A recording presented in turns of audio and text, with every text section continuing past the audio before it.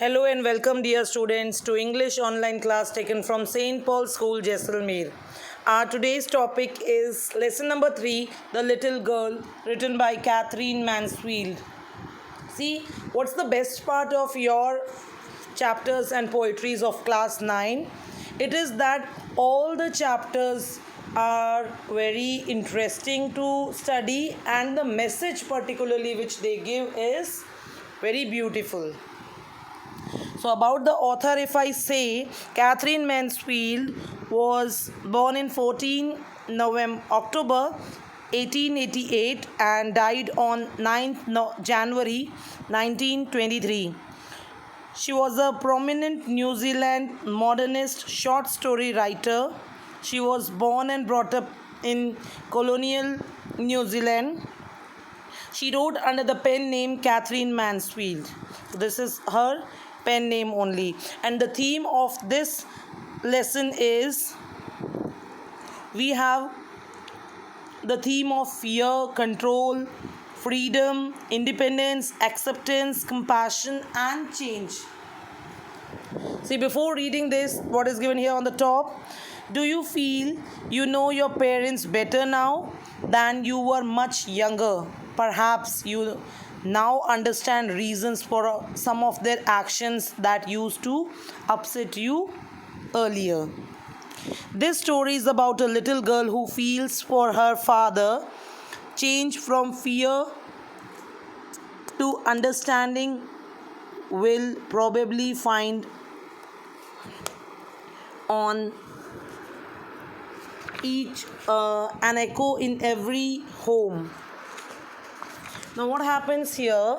See, basically this story tells us about the bond between a father and a girl. Previously she was very much afraid of her father. His father wanted him to be a normal girl. He would demand him of all the things without giving, but the girl could not come to his expectations, and there was always a drift between father and the daughter. And slowly something happened like that changed the overall thinking of the girl about her father. What she used to think about him earlier changed suddenly.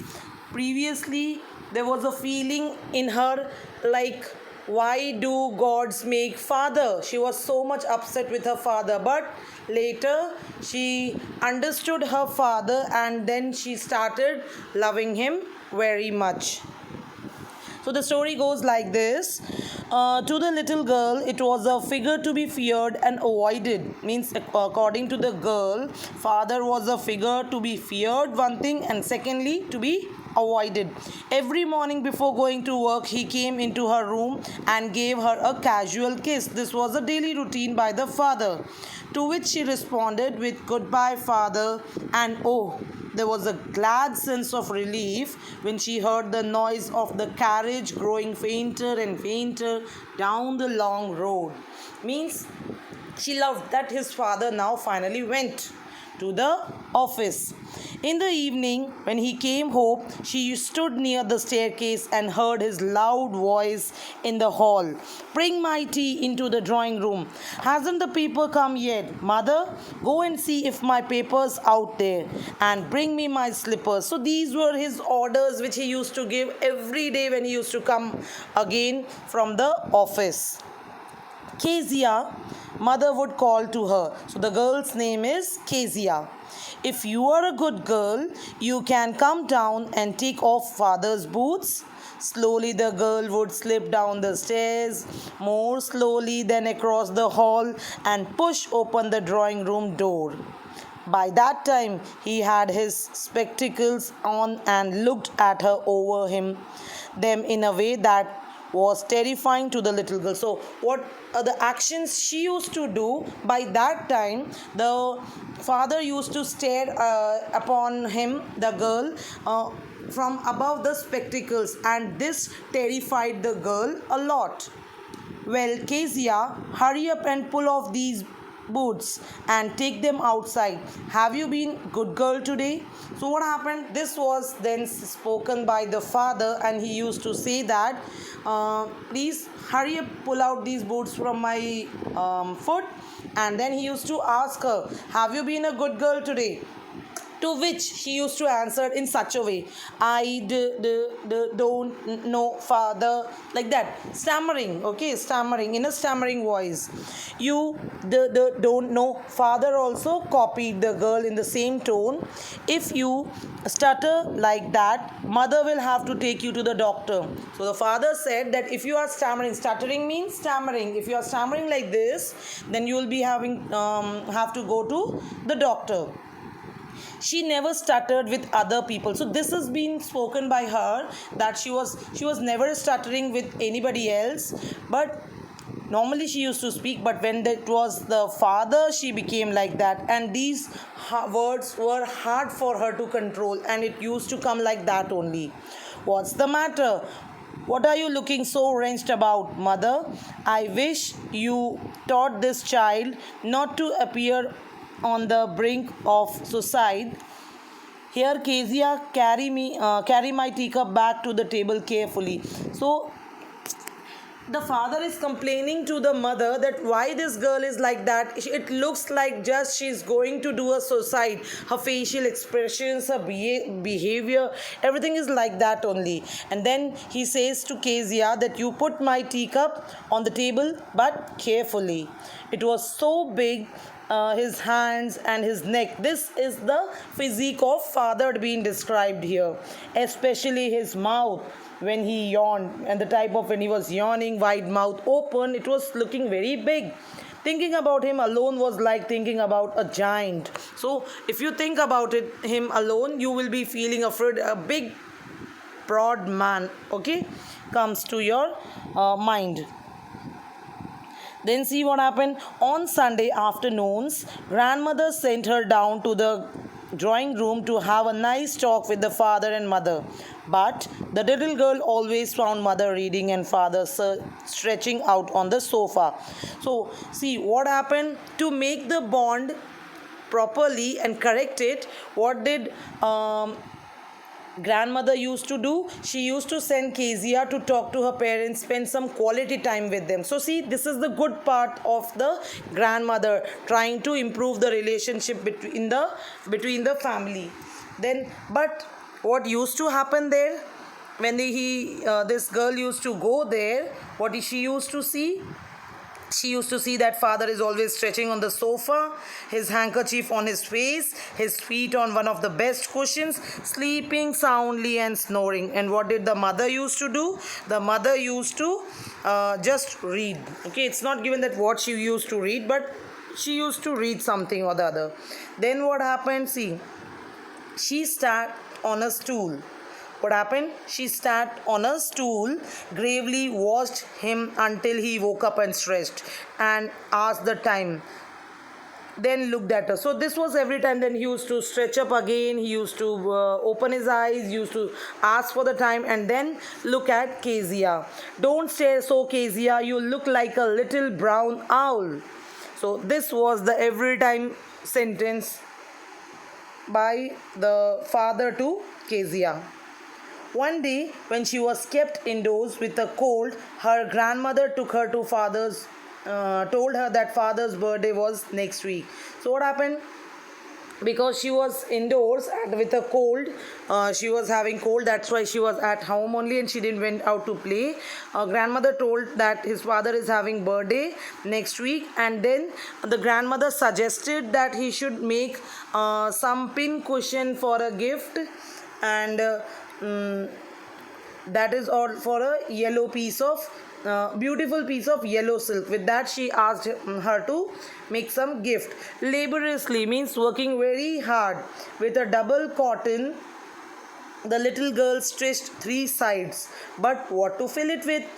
Then this was the question she was thinking, and at particular that moment of time, grandmother went out into the garden and she wandered into this girl moved into the mother's bedroom and looked for some scrap which she could fill inside. And what did she found? On the bed table, she discovered a great many sheets of fine papers, gathered them, tore them into tiny pieces, and stuffed her case and sewed up the fourth side. So what happened? As grandmother was outside, so she went to mother's room and bedside. She saw a bundle of papers there, and she took that paper, tore them, and then stuffed them into the that cushion and stitched the fourth side also. Now what happened? The night was a hue and cry in the house. Hue and cry means a lot of hurry, angry protest. There's something great had happened. What was that? Let us see. Father's great speech for the Port Authority and had been lost. It was not been found. Her whole rooms were servants were questioned. Finally, mother came to Kezia's room. Kezia, I suppose you didn't see some papers on a table in our room? Then what happened, Sisi? Oh yes, she said. I tore them up for my surprise. What? Screamed mother. Come straight down to the dining room this instant, means at once. And she was dragged down to where father was pacing to and fro, means moving here and there, hands behind his back. Well, he said sharply. Mother explained. He stopped and stared at the child. Did you do that? Again, see how she's. No, she whispered. Mother got up to her room and fetched down the damned thing. Scale. See that the child's put to bed this instant. So she called her. The crying into too much to explain, she lay in the shadowed room watching this evening light make a little sad pattern on the floor. What happened there? Then father came into the room with a ruler. Mother took her to the room and she was crying what to do. She was unable to explain, and there came father with a ruler in his hands. I'm going to beat you for this, he said. Oh no, she screamed, hiding her under the bedclothes. He pulled them aside. Sit up, he ordered, and hold out your hands. You must be taught once and for all not to touch what does not belong to you. So to give this message that you should not handle other things, you should not touch, you should not disturb, this is the beating that you should get. But it was for your birthday again, like that. Down come the ruler on her little pink palms. Okay, so there is father didn't listen and he gives him nicely. Hours later, when grandmother had wrapped her in a shawl and rocked her on the rocking chair, the child clung her to her soft body. So she held her grandmother tightly at that time. Then what happened? What did God make fathers for? She sobbed. So see, this is the basic thing which is given here. She's asking to the God. She's complaining that why do God makes father for? Here's a clean hanky, darling. Blow your nose. Go to sleep, pet. You will forget all about it in the morning. I tried to explain to father, but it was too upset to listen tonight. So she said that you take this hanky, blow your nose and try to sleep. This you will forget in the morning. Sleep right now. I tried to explain your father, but he was in not a mood to listen. Like that, grandmother explained to the girl, but the child never forget, right? Next time she saw him, she quickly put both hands behind her back and the red color flew into her cheeks. So every time now when she used to see her father, she used to put her hands back and her face used to become pink, or you can say red colored. Now see, next what is being given here is about neighbor. The McDonald's live next door. This is the family living near to them. Okay, next door neighbor we can say. They had 5 children. Looking through a gap in the fence, the little girl saw them playing tag in the evening. This tag is the children's game of catching one another. What you play now? Catching one another in the park. That game is particularly known here as tag. she used to see from the fence which she was having. So she used to see from there